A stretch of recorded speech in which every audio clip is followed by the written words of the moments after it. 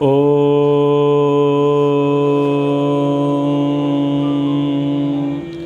सहनाववतु सहनौ भुनक्तु सह वीर्यं करवावहै तेजस्विनावधीतमस्तु मा विद्विषावहै। ओम शांति शांति शांति। मनुस्मृति के इस अध्ययन कक्षा में पुनः आपका स्वागत है। 12वें अध्याय में कर्म की गतियों की चर्चा चल रही है। तमोगुण की जो अधम गति है उस पर हम चर्चा कर चुके हैं। अब तमोगुण की मध्यम गति और तमोगुण की उत्तम गति, उस पर चर्चा आरंभ करते हैं। श्लोक संख्या 43-43 है। हस्तिनश्च तुरंगाश्च शूद्रा मलेच्छाश्च गर्हिताः सिंहा व्याघ्रा वराहाश्च मध्यमा तामसी गति है। तो जो अधम तामसी गति है उससे तो किसका जन्म मिला? कीड़े मकोड़े, पेड़ों का, पशु पक्षियों का। और जो मध्यम श्रेणी है उसमें कह रहे हैं हस्तिनः च तुरंगा, पशुओं में हाथी और घोड़े, ये अन्यों से बेहतर होते हैं। और सिंह व्याघ्र च वराह, सिंह बाघ सुअर, ये भी थोड़े महत्वपूर्ण होते हैं। ठीक है ना। तेजी से दौड़ने में घोड़ा, लंबा चौड़ा भारी भरकम में हाथी, और हिंसक में ये बाघ है, सिंह है, सुअर है।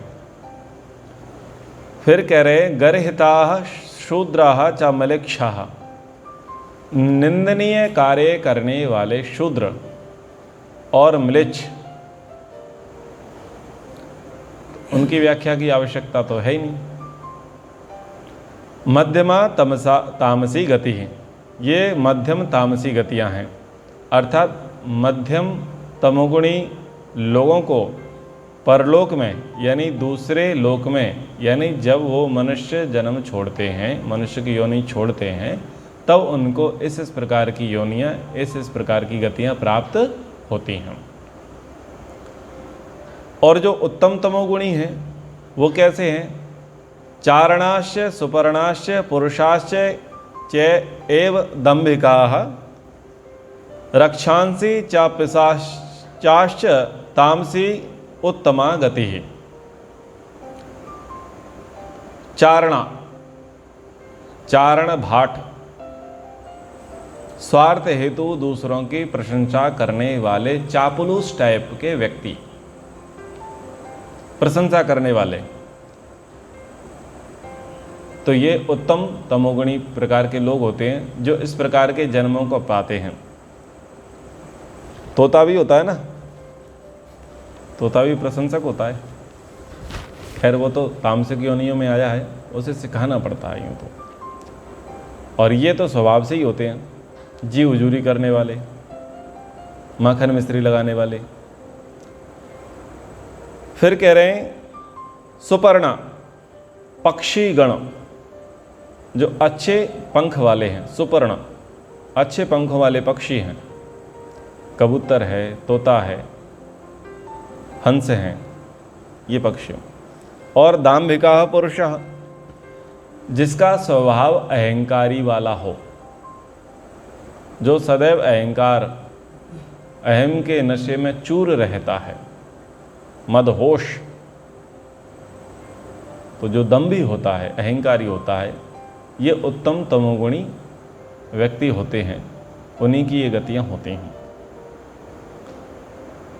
चा तथा राक्षसा, दूसरों को हानि पहुंचाने वाले प्रवृत्ति के, जिनका काम ही है दूसरों को परेशान करना, हानि पहुंचाना, दूसरों के साथ हिंसित कर्म करना, हिंसित व्यवहार करना।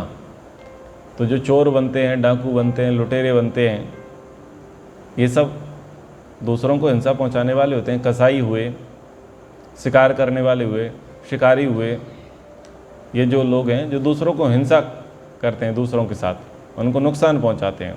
जी, शेर हिंसक प्राणी है, हिंसक प्राणी ये मांस का भक्षण करता है, तो मनुस्मृति में आएंगे उसको पाप नहीं मिलता, उसको पाप नहीं लगता, वो भोग योनि है। तो फिर जो ये मानव जन्म मिलता है जिन्हें ये जंगल में रहते हैं, जो वनवासी, आदिवासी, भील, जो जानवरों का भक्षण करते हैं, तो क्या उनको पाप कर्म लगता है या नहीं? लगेगा।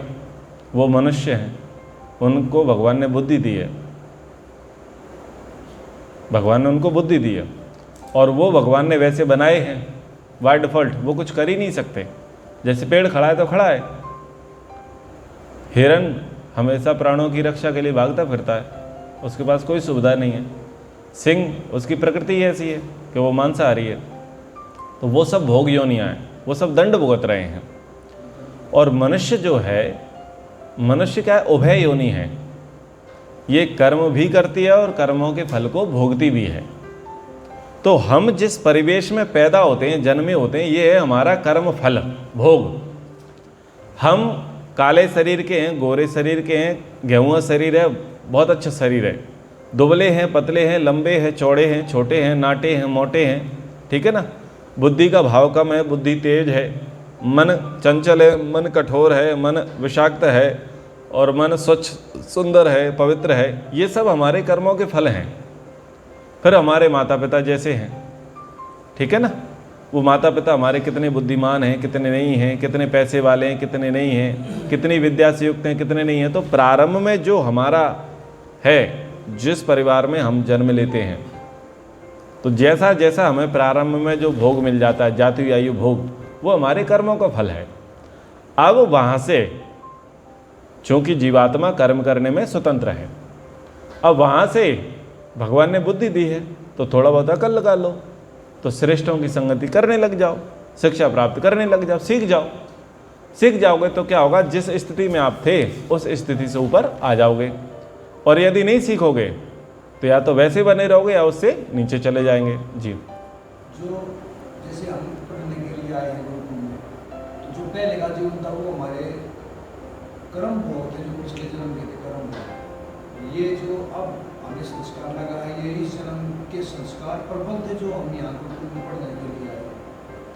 देखिए, इसमें पूरा पूरा नहीं कह सकते। आप इतना मानिए कि जिस परिवेश में हैं हम जन्मे, वो हमारे कर्मों का फल है, ठीक है। वो ज़्यादा कर्म थे, हैवी, उनकी मात्रा ज़्यादा थी, इसलिए हमको उस प्रकार का परिवेश मिल गया। अब संस्कार तो हमारे पास सब प्रकार के हैं ना, क्योंकि हम लंबी यात्रा से आ रहे हैं, बहुत लंबे समय से जन्म मरण के चक्कर में चल ही रहे हैं ना। तो संस्कार हमारे सब प्रकार के हैं, और अवसर ईश्वर कृपा से सबको मिलता है, श्रेय मार्ग का और प्रेय मार्ग का। हमको अच्छाई का रास्ता और बुराई का रास्ता, ये दोनों रास्ते मिलते हैं। अब हमारे ऊपर निर्भर करता है कि हम किसको चुनते हैं। तो जिसमें हमारी रुचि अधिक होगी या जैसे हमारे संस्कार प्रबल होंगे, हम वैसा ज़्यादा करेंगे। तो जैसे किसी का ऐसे रुचि नहीं है धर्म की, अध्यात्म की, और बलपूर्वक उसे प्रयास भी करेंगे तो उसकी बुद्धि में घुसेगा नहीं कुछ। इसका क्या अर्थ है कि उसके संस्कार उस प्रकार के थे नहीं, बस उसको बलपूर्वक वैसा बनाने का प्रयास किया जा रहा था। और जिसके संस्कार होते हैं उनको तो बस थोड़ा सा सहारे की आवश्यकता होती है, और धीरे धीरे उनकी बुद्धि खुलना शुरू हो जाती है। और जिनके मध्यम स्तर के होते हैं उनको थोड़ा परिश्रम करना पड़ता है। जो उत्तम स्तर के होते हैं वो तो छूते से सोना बन जाते हैं, उनको तो मौके की तलाश रहती है, ऐसा समझना चाहिए, ठीक है। फिर भी इसमें पूरी बात नहीं कह सकते, क्योंकि गूढ़ है, कर्मफल व्यवस्था बड़ी गूढ़ है। इसके विषय में तो पूज्य स्वामी विवेकानंद जी महाराज ही अधिक स्पष्ट कर सकते हैं, ठीक है। आगे बढ़ते हैं। दूसरों को हानि पहुंचाने वाले फिर पिशाचः, मांस आदि का सेवन करने वाले। तो राक्षस की योनि और पिशाच की योनि ये उत्तम तमोगुणी व्यक्तियों की होती है। राक्षस योनि दूसरों की हिंसा करने वाले, पिशाच यानी दूसरों का मांस खाने वाले। तो जो मांसाहारी परिवारों में जन्मते हैं और बचपन से ही मांस खाते हैं वो पिशाच परिवार है। और जो ऐसे परिवारों में जन्मते हैं जहाँ लूट, चोरी, खसोट, स्मगलिंग, पॉकेटमार ये जन्म से ही सिखा दिया जाता है, वो राक्षस परिवार है, ऐसा मान करके चलिए। अब ये राक्षस और पिशाच का ये अर्थ नहीं है कि किसी के दांत निकल रहे थे, किसी के सींग लगे थे और वो लंबे चौड़े आकार प्रकार का था, ऐसा नहीं होता। वो तो एक मनोरंजन के लिए, समझाने के लिए, ये तो राक्षस है, ये तो पिशाच है। तो पिशाच का सीधा सा अर्थ यही है कि जो दूसरे के हक को मार करके अपना पेट भरे वो पिशाच है, ठीक है ना। दूसरे का खून चूसने वाले पिशाच हैं। तो आजकल पिशाच थोड़े डेवलप हो गए हैं, सूट बूट टाई वाले, सफेद पोश अपराध वाले और जनता के हित का खाने वाले। गबन कर जाते हैं ना लाखों करोड़ों का, अरबों का, तो ये चलते फिरते पिशाच हैं, ये ब्रांडेड पिशाच हैं।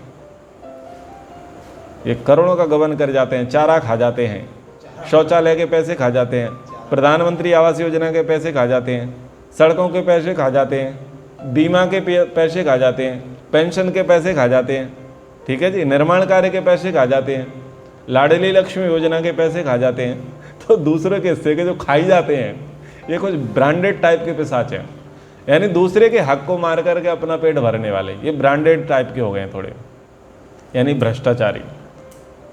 तो ये भी लाइन अटैच होते हैं, इनको पता नहीं है। और तो मांस आदि का सेवन करने वाले पिशाच, तो समझ में आ गया ना, जातियों से समझ में आ जाएगा। अगर हम जाति सूचक शब्दों का प्रयोग करेंगे तो थोड़ा लोगों को अच्छा नहीं लगेगा, लेकिन समझ में आ गया ना, जिस परिवार में यही भली हु अकबर बस यही चलता है, ये पिशाच, मलिच्छ पिशाच आ ही गया ना, इसी में आ गया मलिच्छ पिशाच, बस ये योनि उन्हीं की है।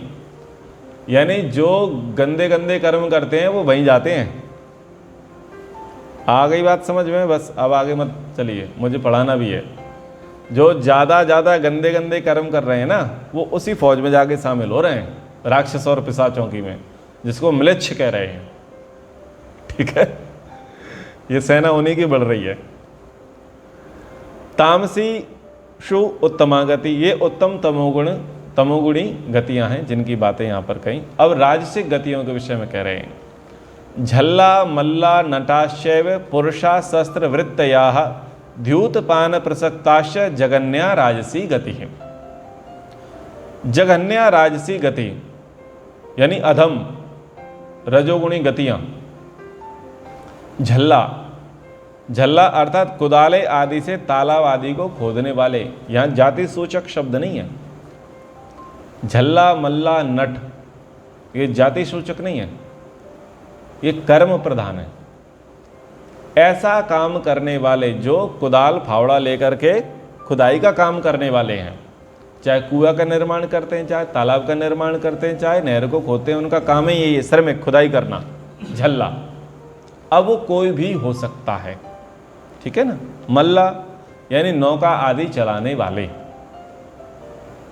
नौका आदि चलाने वाले, उनको आज केवट कहते हैं, माझी कहते हैं और अन्य फिर क्या है, वो जाति सूचक शब्दों का प्रयोग होने लगता है तो लोग सोचते हैं कि मनुस्मृति में देखो जातिवाद है, जबकि जाति सूचक नहीं है, कर्म के आधार पर ऐसा ऐसा कर्म करने वाले।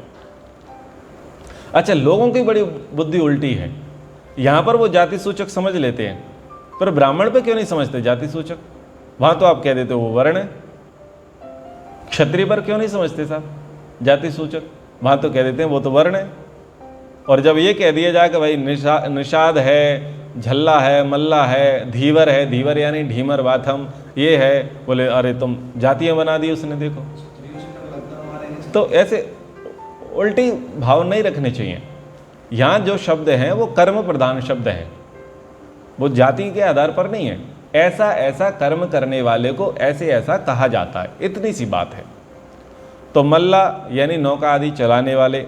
नटह नट जो बांस आदि पर कला कूदना करतब दिखाना, सर्कस वाले। सर्कस थोड़ा डेवलप हो गया, और फिर उसके बाद से ओलंपिक में जो काम करने वाले हैं वो और डेवलप हो गए। देखो डेवलपमेंट कैसे हुआ कि जैसे नाई था बार्बर, तो बेचारा कैंची कंघा लेकर के बाल बनाता था, तो आजकल वो डेवलप हो गया और वो क्या हो गया, हेयर स्टाइलिस्ट, हेयर सैलून। जो दर्जी था बेचारा कैंची इंची टेप लेकर के कपड़े बनाता था, वो फैशन डिजाइनर हो गया। तो ऐसे एडवांस हो गए ना, तो ऐसे ये सब एडवांस हो गए, लेकिन है तो वही जो कर्तव्य दिखा रहे हैं तो नट ना, ठीक है ना। अब चाहे तुम नाव चलाओ या जहाज चलाओ या चप्पू चलाओ, वो तो नौका चलाने वाली ना, बस आप उसमें थोड़ा वेरिएशन आ गया, आपकी उन्नति हो गई, हो तो भाई। एक व्यक्ति ने कहा साहब मैं एयर हॉस्टेज बन गई। अच्छा, पानी पिलाने वाली चपरासिन? उसे बड़ा बुरा लगा। तो कैसे कह रहे हो, आपको पता है एयर हॉस्टेज कितनी बड़ी स्थिति है? भाई वहां करती क्या है? एयर हॉस्टेज है तो वहां करती क्या है? पानी तो पिला रही है, चाय बिस्किट कॉफी यही तो सर्व कर रही है ना, जो यहाँ छोटे होटल में करते हैं। तो बस थोड़ा कैडर बढ़ गया। एक पड़ोस के चौराहे पर कोई व्यक्ति वेटर की जॉब कर रहा था, ठीक है ना, और वही जॉब वो अब हवाई जहाज में कर रहे हैं, बस उसको बोल दिया एयर हॉस्टेज, ठीक है ना, पर कर्म तो वही है, बस थोड़ा कैडर बढ़ गया, स्टेटस बढ़ गया, इतनी सी बात है। फिर कहा शस्त्र वृत्तया पुरुषाः, शस्त्र जीविकाधारी भृत्य, यानी चौकीदार, पहरेदार और होमगार्ड, बॉडीगार्ड, जो शस्त्र लेकर के पहरेदारी करते हैं, उनकी आगे समझ में। फिर कहा द्यूत मद्यपान प्रसक्तः, जुआ आदि और मद्यपान में आसक्त हूँ। जुआ खेलने में मस्त रहते हों, शराब पीने में जो मस्त रहते हों, ये अधम रजोगुणी गतियाँ हैं। ऐसे योनियों को वो लोग प्राप्त करते हैं। ऐसे व्यवहार वाले, ऐसे आचरण वाले लोग होते हैं जो पहले कौन होते हैं?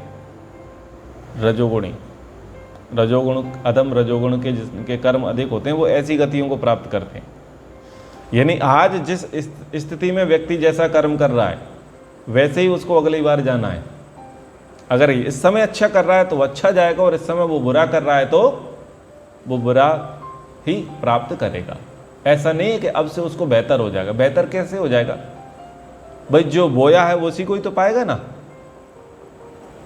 अब बोया कुछ है और पाएगा कुछ, ऐसा तो है नहीं। तो जो आप करोगे वैसा भरोगे। आगे मध्यम रजोगुणी में कौन आएंगे? राजान क्षत्रियाश्चैव राज्यम चैव पुरोहिताः वाद युद्ध प्रधानस्य मध्यमा राजसी गति।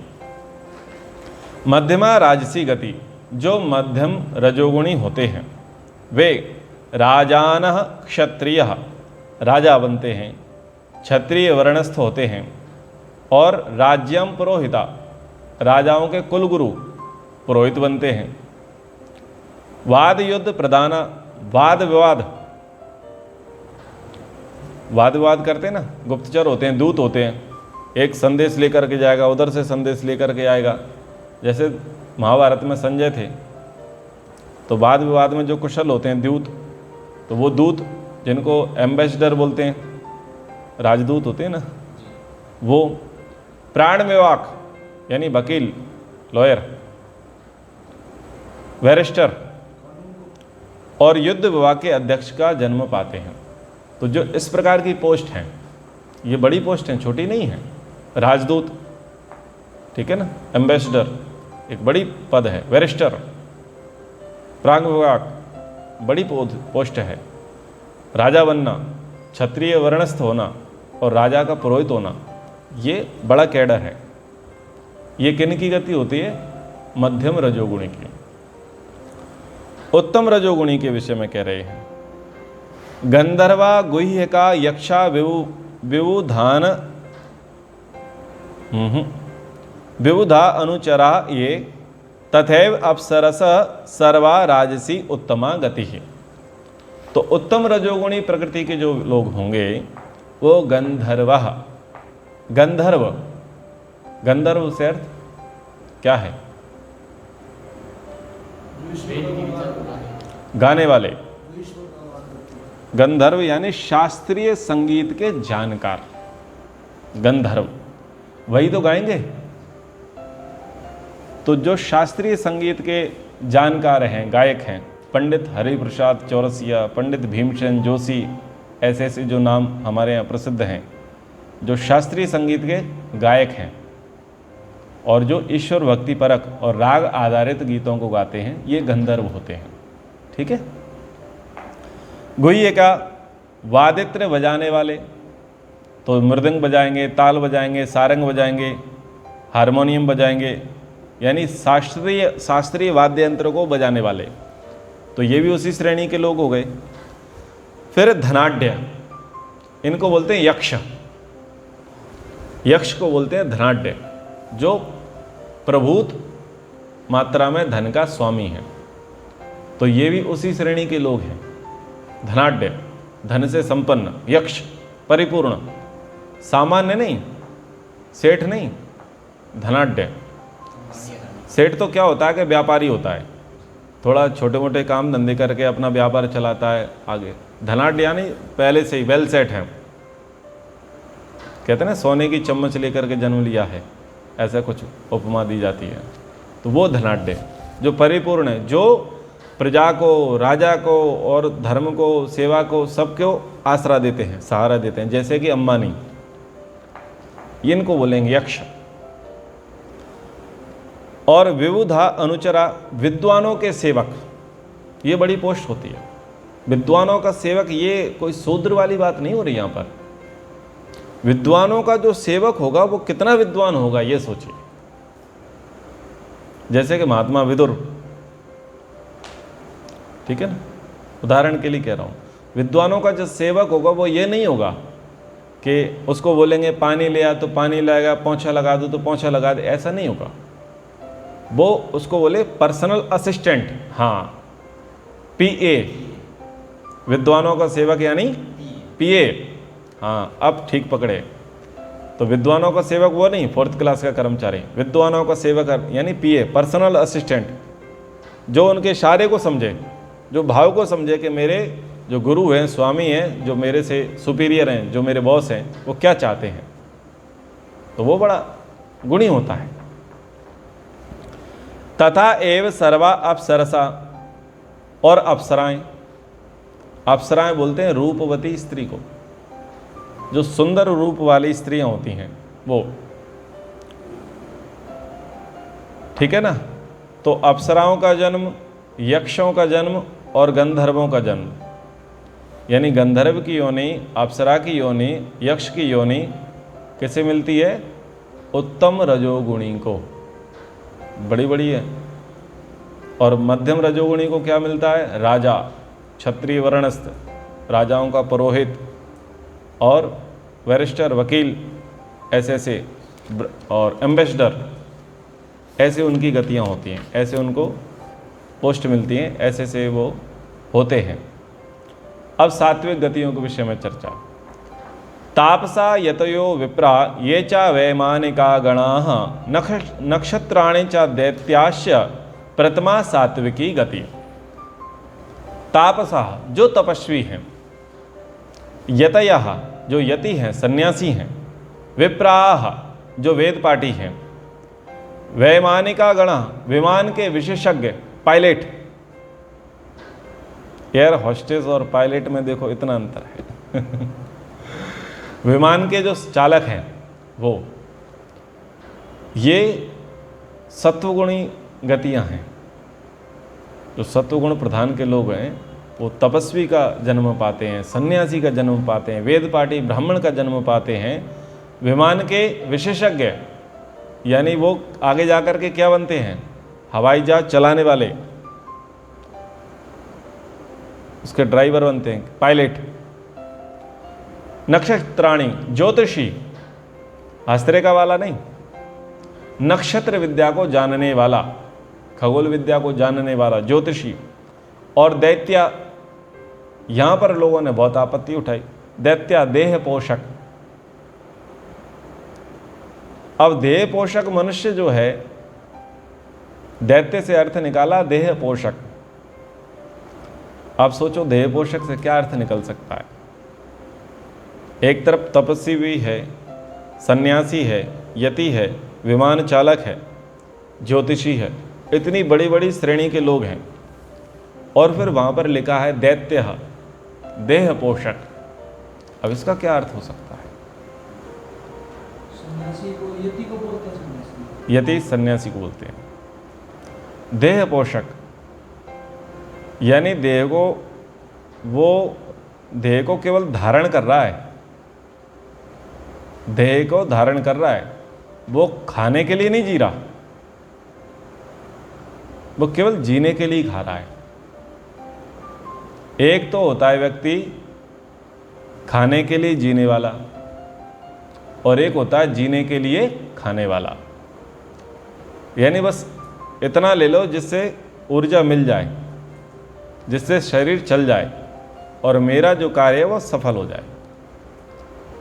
तो ऐसे लोग कब होते हैं? जब वो साधना में बढ़िया गति कर लेते हैं और फिर वो लंबे लंबे काल तक के लिए समाधि का अभ्यास करते हैं, लंबे लंबे समय तक आसन लगा करके बैठते हैं। तो ऐसे लोग देह पोषक होते हैं। वो बस ये देखते हैं कि कितनी एनर्जी लेनी है और कितनी लेकर के कितने समय तक हम समाधि में बैठ सकते हैं, अपना काम कर सकते हैं। तो मेरी समझ में ये आया कि ये दैत्य, ये देह पोषक वो होंगे जिनको एक प्रकार से विदेह भी कहते हैं, उस श्रेणी के लोग कि बस काम चलाने के लिए खा रहे हैं। ऐसा नहीं जिनका पेट खराब है, उनको रोग है, ऐसा नहीं। यज्वान ऋषयो देवा वेदा ज्योतिषिंस वत्सराः पितरश्चैव साध्याश्च द्वितीया सात्विकी गति। तो ये प्रथम सात्विकी गति की चर्चा हो गई। अब द्वितीय सात्विकी गति, जो मध्यम सत्व गुण युक्त होकर कर्म करते हैं वे जीव। यज्वानः यज्ञ करता, बड़े बड़े यज्ञ के अनुष्ठान करता। ऋषया देवा वेदार्थ वेद विद्वान, ठीक है। वेदा ज्योतिषिंग वित्सरा, वेद विद्युत आदि और काल विद्या के ज्ञाता, ये उनसे सुपीरियर। पितरा रक्षक ज्ञानी, और साध्य कार्य सिद्धि के लिए सेवन करने योग्य अध्यापक का जन्म पाते हैं। कार्य सिद्धि के लिए सेवन करने योग्य अध्यापक का जन्म पाते हैं। यानी अध्यापक का जन्म क्यों पाए हैं? वो कार्य सिद्धि के लिए, कुछ कार्य करना चाहते हैं, उसकी सिद्धि के लिए वो अध्यापक का जन्म पा रहे हैं। यानी अध्यापक बन करके क्या कर रहे हैं? वो उस अध्यापन से जितनी रोजी रोटी चल रही होगी, उससे अपना रोजी रोटी चला करके जो आगे उनका उद्देश्य है, उस उद्देश्य की प्राप्ति यानी उस कार्य की सिद्धि में जो लगे रहेंगे। क्योंकि अब व्यक्ति सामान्य होगा तो वो अन्य काम धंधों में लगेगा, क्योंकि रोजी रोटी चलाना एक महत्वपूर्ण प्रश्न होता है। तो जब वो ऐसे हो जाएंगे, ऐसी योग्यता वाले हो जाएंगे, तो जो उनकी कार्य सिद्धि होगी वो जल्दी हो जाएगी। और अध्यापक क्या होता है? सीधा संदेश पब्लिक तक पहुंचाता है, उनकी रग रग में पहुंचा देता है, क्योंकि उसका काम पढ़ाने का होता है, वो सीधी बात पहुंचती है। तो ये उस स्तर के हैं। और अंतिम इसमें कह रहे हैं, ब्रह्मा विश्व सृजो धर्मो महान व्यक्तम एवचा उत्तमाम सात्विकी एनाम गतिम आहुर मनीषिणः। उत्तम सात्विकीम गतिम, जो उत्तम सत्वगुण युक्त होकर के उत्तम कर्म करते हैं, वे ब्रह्मा का जन्म पाते हैं। ब्रह्मा कौन से? चार मुंह वाले, जो सरस्वती जी के पति हैं वो। अब लोग इतने में ही काट लेंगे यूट्यूब से, बोले देखो इन्होंने ऐसा बोला फिर लोग वायरल कर देंगे। ऐसा कर देते हैं ना लोग, ऐसा छेड़छाड़ कर देते हैं। तो चारों वेदों के जानकार, ठीक है, सब वेदों के वेदता, चारों वेद, उपवेद, ब्राह्मण ग्रंथ, इन सब के जो जानकार होते हैं, वेद वेदता, उस वेद वेत्ता को बोला गया है ब्रह्मा। ठीक है। विश्वसृजः, विश्वसृज यानी सब सृष्टि क्रम विद्या को जानकर विविध आविष्कारों को करने और बनाने हारे। विश्वकर्मा, ये विश्वकर्मा ये जाति नहीं, ये विश्वकर्मा जाति नहीं। सब सृष्टि विद्या को जानकर यानी साइंटिस्ट प्रकृति के लोग, वैज्ञानिक, विद्या को जानकर विविध आविष्कारों को करने और बनाने वाले। जैसे कि भरद्वाज ऋषि थे, विमान शास्त्र के जानकार, वराह मिहिर थे, चरक थे, सुश्रुत थे, धन्वंतरी थे, कणाद थे। ये पदार्थ विद्या को जानने वाले थे। इन्होंने जनाया और काम किए, नागार्जुन हुए रसायन शास्त्री। तो ये इस प्रकार के लोग जो सृष्टि विद्या को जानते हैं, अच्छी प्रकार से जानते हैं, फिर वहाँ से कुछ आविष्कार करते हैं, कुछ खोज निकालते हैं और फिर कुछ लोग बनाते हैं, उस प्रकार के साइंटिस्ट लोग। तो ये सत्वगुण के यहाँ पर उन्होंने लक्षण लिखे हैं। अंतिम श्लोक को पढ़ करके ये प्रसंग समाप्त होता है। एष सर्वा समुद्दृष्ट, एष सर्वा समुदिष्ट त्रिप्रकारस्य कर्मणः त्रिविध त्रिविधा कृत्स्नः संसार सार्वभौमिकः। त्रिप्रकारस्य कर्मणः, मन वचन शरीर के से 3 प्रकार के भेद ये बता चुके। त्रिविध सत्वगुण, रजोगुण, तमोगुण नामक 3 गुण, उनके फल ये बता चुके। त्रिविधा फिर उनकी 3 प्रकार की गतियाँ, उत्तम, मध्यम, अधम, ये बता चुके।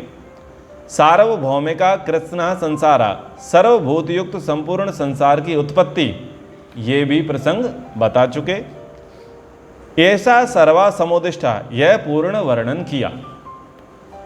महर्षि मनु जी कह रहे हैं कि इस प्रसंग में हमने ये सारी बात बता दी कि सृष्टि का सृजन कैसे हुआ, यानी कौन कौन किस किस योनि में जाएगा।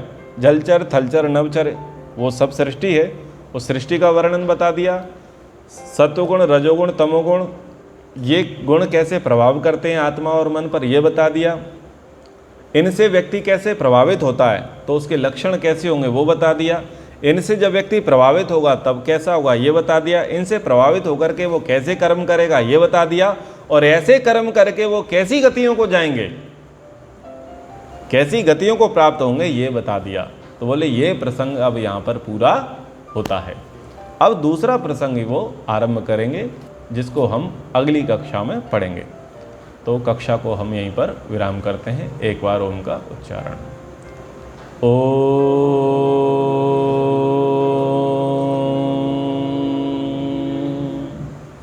सर्वेभ्यो नमः। सबको सादर नमस्ते।